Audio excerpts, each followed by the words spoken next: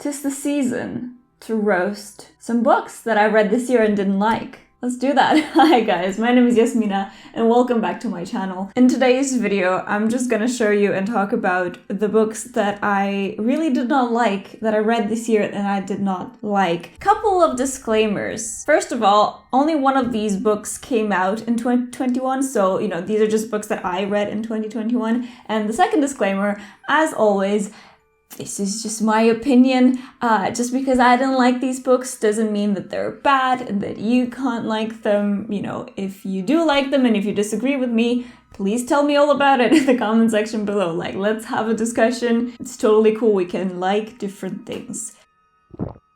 First book I want to talk about is The Duke and I by Julia Quinn. This is the first book in the romantic series Bridgerton. You might be familiar with it because of the Netflix adaptation, which I have watched the first couple of episodes of. It was quite cute, but I read this book before I watched the Netflix show. And you know what? In the beginning, I was actually enjoying it. It was quite fast-paced and kind of addicting, and I really liked some of the characters. However, then it just went places. It went places it shouldn't have gone. It didn't need to go there. This didn't need to happen. And the choices that the author made in order to further the plot, I just didn't agree with. It was kind of problematic in that sense, and I have no idea if the Netflix show changed that at all. I hope it did, but I just didn't watch far enough into it to really find out. I'm not gonna spoil it, obviously, because again, you might actually read this and you might enjoy it. I didn't. That's that. I'm not gonna continue on with this series, but I will have a video out where I read a few sort of romance novels, because this is a very new genre to me and I wanted to try it out, and this is one of the books that I read for that video, but I haven't read the other one, so it'll be coming out at some point. The next book I didn't like is called Stardust. This is completely not something that I would ever read. I only read it because of this silly video idea I had, which was to read books with the same title. So I read 2 books called Stardust. The other Stardust was by Neil Gaiman. That's not in this video. You can watch that video. I'll put a link to it in the cards and down in the description if you're interested. Thought it was a fun little experiment, but this book, wow, this was boring. It was kind of weird because there was so much happening to this main character. Literally the worst things imaginable were just happening, one after the other. But I didn't care about any of it. I just didn't connect with anything. And it was just told in a very strange way, which might just be the genre, of course. And since I don't read Christian historical fiction, it just wasn't for me. There was some interesting historical aspects to it because it was during the polio outbreak and there was a lot of racial tensions in the plot of the book. So that was kind of an interesting look into history, into the historical aspect of it. But ultimately, it just, it's just not for me. It's not a genre that I enjoy. And I just tried it out for a fun little video. But I'm done with that. So let's just move on. The next book is actually the next 2 books I read because of a challenge. That video is also gonna come out probably next month. I wanted to challenge myself to read some cozy mysteries because I really enjoyed Agatha Christie's mystery novels, and so I just wanted to read more cozy mysteries, and so many of these cozy mystery novels have the cutest covers. They're just literally the definition of cozy. So I just picked some of them up. Unfortunately, didn't enjoy them. The first one is called The Jasmine Moon Murder by Laura Childs. And look at this cover. I don't know how well you can see it, but there is tea, there is muffins, there is some kind of bread, and it's all really nicely set up in a cemetery, because that's the perfect place to have a tea party, is in the middle of the cemetery. Aside from that, it just was kind of boring. This is kind of like the unlikely detective kind of story. This is a tea shop owner who gets her nose stuck into a murder investigation and, solves the murder. It's very quaint and cute, and there was so many lovely food and tea descriptions. There's also some recipes in the back. It was just really quaint, and I can definitely see people really enjoying this, but I just didn't really care about the murder or the main character or any of the characters. I couldn't remember any of their names. Thankfully, it was quite short though, so I don't know.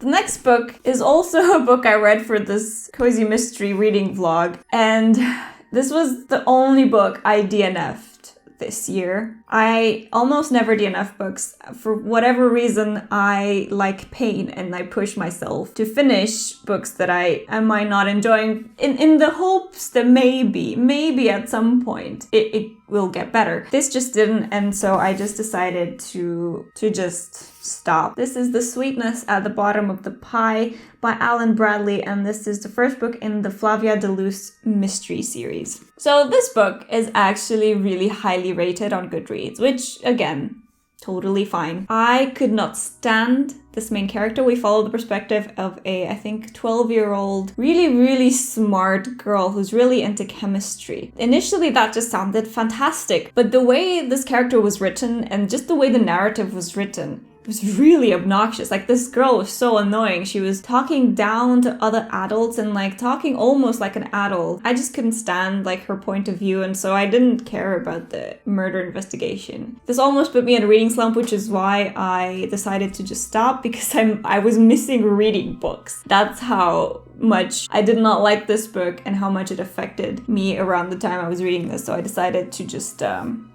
put it down and never pick it up ever again.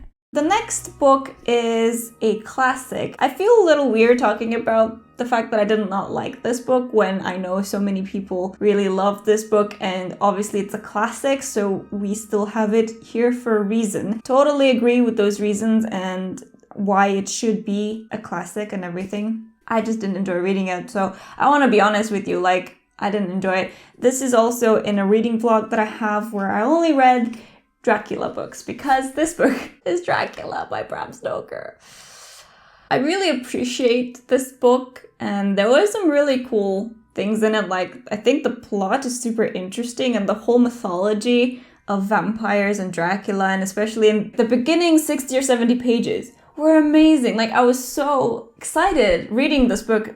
To begin with, it was also set in Romania, in Transylvania, where I'm from, and so it was just like so cool. Like, I love the descriptions of everything going on, and it just had so much potential. But after those first 70 or so pages, it just went downhill for me, and I didn't care anymore, and I struggled through it because I wanted to see, you know, what happens. Ultimately, I just didn't enjoy the narrative structure of it. I thought it was really boring. There was a lot of letters between characters chronicling like small details that weren't related to the plot that I just didn't care about. So I was trying to sort of skim through all of these letters and conversations to try to find like the relevant details that actually matter to the plot of the book. I know it's not like a bad book, but I personally didn't enjoy reading it. So that's why it's in this video. I know a lot of people really like this book, but what can I do?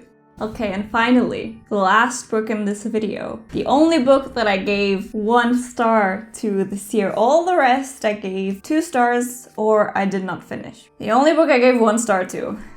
I don't know why I do this to myself. I don't know why I put myself through this. But anyway, that book is The Last Graduate by Naomi Novik. This is the second book in the Scholomance trilogy.